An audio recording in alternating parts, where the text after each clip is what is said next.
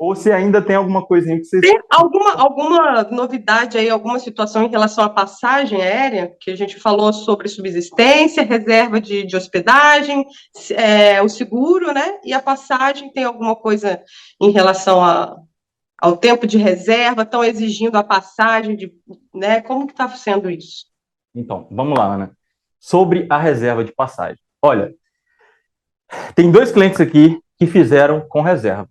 Eles optaram. E eu expliquei para eles algumas coisas e eu vou abrir isso aqui. Na verdade, eu sou um livro aberto, já reparou? Eu falo tudo, né? Eu abro o jogo todo. Estou ajudando todo mundo. Né? Ótimo, e é por muito, isso assim, que foi tão elogiado aqui no outro vídeo, falando, obrigado. olha, eu não consigo nem chamar de senhor, já, sabe? É uma coisa que já Me chama de você, me chama de Rainer, não tem problema, eu adoro. Ó, mas assim, qual que é o grande problema de fazer a reserva, Ana?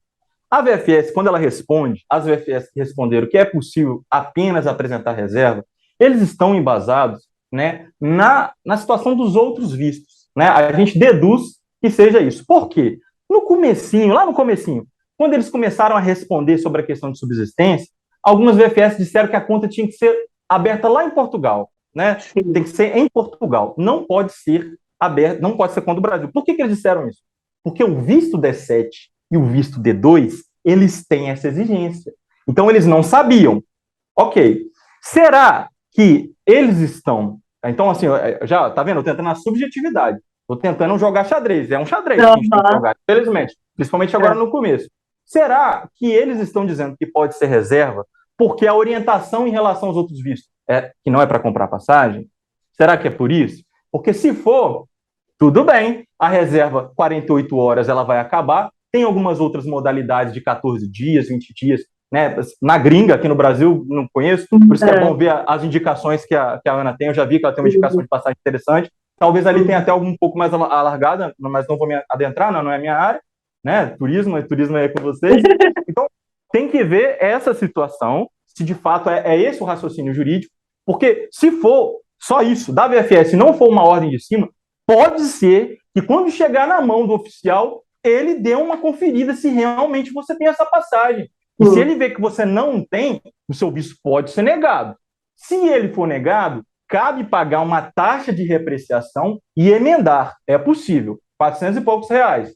Vai atrasar um pouquinho, mas você já consegue resolver. Ou ainda, se você preferir, espera a negativa chegar, depois você pede de novo, vai ter que pagar tudo de novo, mas coloca a cópia da negativa e escreve ali que você agora está satisfazendo o que foi solicitado. Se acontecer isso pela segunda vez, a chance de ser negado é praticamente zero. As poucas vezes que isso aconteceu, foi por conta do cliente estar ciente que poderia ser negado. Um exemplo, eu tenho menos recursos do que o exigido para o D7. Né? Eu já mencionei aqui, com cliente com 1.000 euros, mas teve cliente com muito mais do que isso, mas não tinha os 12 meses, foi negado. Tá? Então, assim, isso está distrito de quem vai analisar. Ok? Então, assim, é um risco, tá, Ana? É um risco. O ideal é que você compre, e uma que seja reembolsável. Vai chegar para mas ela não é tão reembolsável assim. Tudo bem, mas é menos prejuízo do que você comprar uma que seja totalmente cancelada. Ficar ali meses tentando ali de novo. Eu achei realmente muito estranha essa questão de aceitar uma reserva, porque a reserva é exatamente como você falou, no Brasil a reserva ela cai em 2 dias, 48 horas no máximo. Então, quando chegar essa documentação na VFS, ela já não existe mais. Eu acho muito, muito complicado.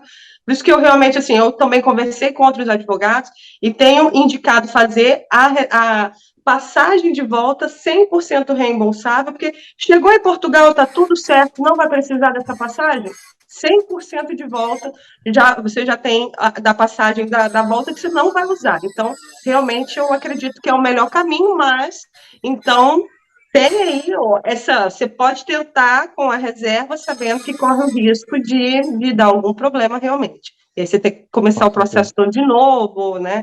Ou esperar mais tempo, mas acho que agora está bem. Está bem entendeu? Porque pode ser que não tenha vindo de lá. E faz sentido pensar que isso é a própria VFS que está entendendo, talvez até perguntou e eles não responderam ainda, que estão se adequando, porque esse é um dos poucos vistos. Ana, a maioria dos vistos chegou em território português com visto, o oficial olha para você, passa. Pergunta nada. Você tem visto. Agora, esse visto, eu acredito que pode sim. Só passagem de volta, por favor. Porque, e se você não conseguir o trabalho? Tá? Então é uma coisa um pouco complicada. Vai pedir, não sei. Assim, comentando, das mais 50 entradas que nós vemos aqui, nós tivemos já, assim, acho que foram 5. O outro não achou que tinha recebido, mas não era, não. Foram cinco números, né? Aquele POSD, PONSME, depende da região.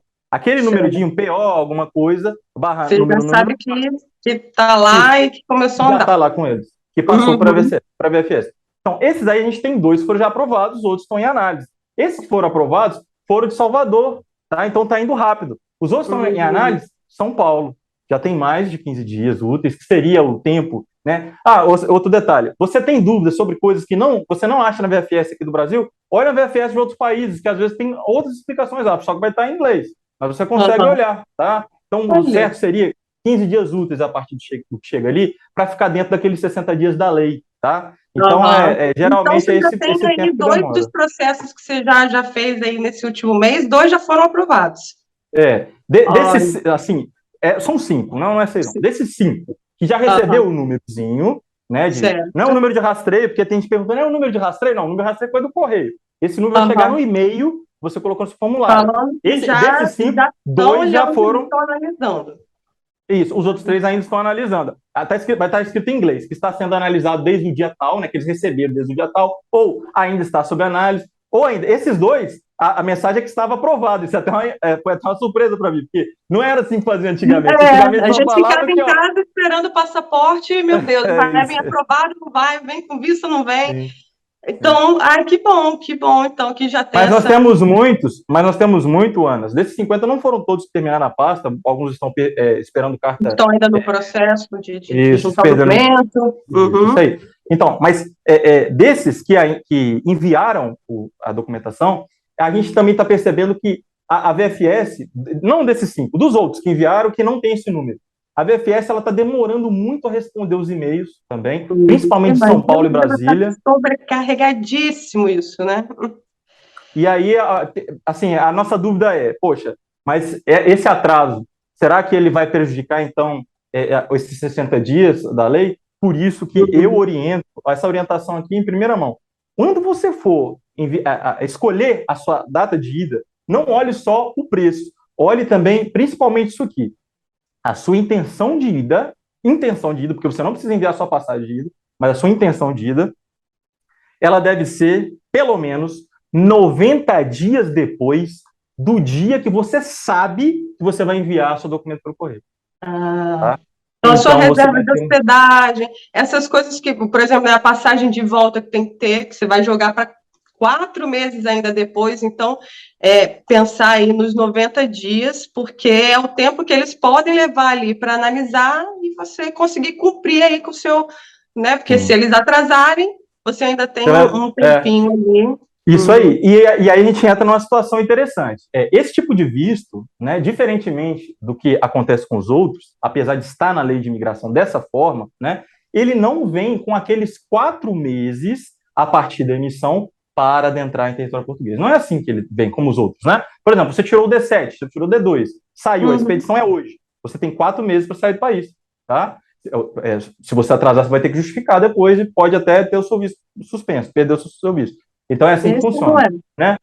Esse não, esse vem com a data de validade e a data de saída, né? Os primeiros têm saído, fora os meus clientes que saíram, não, mas a gente recebe, né, de pessoas. Eu fiz alguns pro bonos também, tá? No começo, agora eu não consigo mais. Pro bono é a gente ajudar, né, e tal, você sabe como é que é. Situações muito peculiares, e a gente recebe uns que já chegaram, né? Assim, notícias também de outros pessoas. Tem youtuber já postando aí, que já recebeu também. Ele está vindo dessa forma, com a data de entrada e a data de saída. Tá? E aí vem a pergunta. Pode falar. Aí vem a pergunta. Um exemplo. Se esse visto ele atrasou, ele vai vir com a data lá que você pediu, então você já vai perder um pouquinho de 120 dias. E uma outra implicação que isso traz também. Agora, é uma pergunta, né? Será que vai acontecer assim? Como esse visto ele é novo, se você pretende ir em 2025, será que esse visto, se for pedido com muita antecedência, 3 anos de antecedência, como ele vem com o início e o fim, ele vai poder vir assim ou não? Ou o oficial tem que obedecer aqueles 4 meses de expedição? Então tem essa peculiaridade também. Cuidado para não pedir muito longe, porque os e-mails que nós enviamos perguntando sobre isso não souberam nos responder, tá? Eu vou pedir agora para eu vir só no final do ano que vem. Não é a hora ainda também de pedir. Então. Então eu falo assim: se você quer ir já mais próximo, 90 dias antes. Se você quer ir um pouco mais alargado, pede com 6 meses, para você não ter esse problema, tá? De ter essa surpresa. Pode ser que seja um excesso de zelo. Você tem que se mandar, você já está na hora. Isso. Entendi. Pode ser um excesso de zelo, mas existe isso.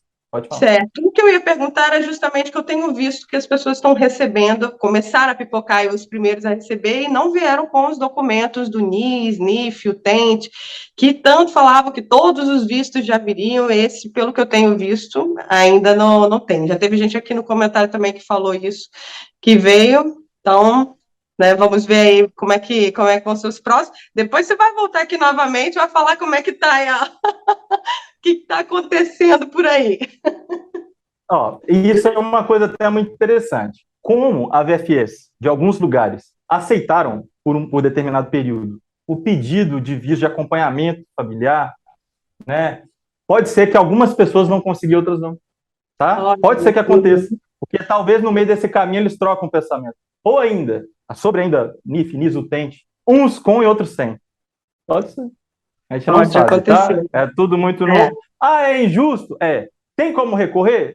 Tem. Na lei de imigração, inclusive, tem para qual autoridade você deve remeter o seu recurso, já vamos dizer assim, uma segunda instância administrativa, que a primeira seria exatamente o seu cônsul, se a gente estiver no Brasil, e depois, né, a gente vai ter algumas mudanças, acredito, ao decorrer do ano, não só o CEF, mas outras autoridades também, que vão responder por essa questão, que a gente vai ter uma divisão bem provável no ano que vem, da parte operacional para a parte administrativa. Mas isso aí também é uma conversa para outros vídeos, a gente não sabe como vai ficar, isso já era para ter alterado, algumas coisas não foram alteradas, mas de qualquer forma, você pode até fazer isso, mas se você vai conseguir resultado, ou se isso vai ser em tempo hábil para que você trabalhe, não. Então, assim, se o seu veio sem, tudo bem, vou tentar contornar agora, tá? Correr atrás das ferramentas que a gente já tem.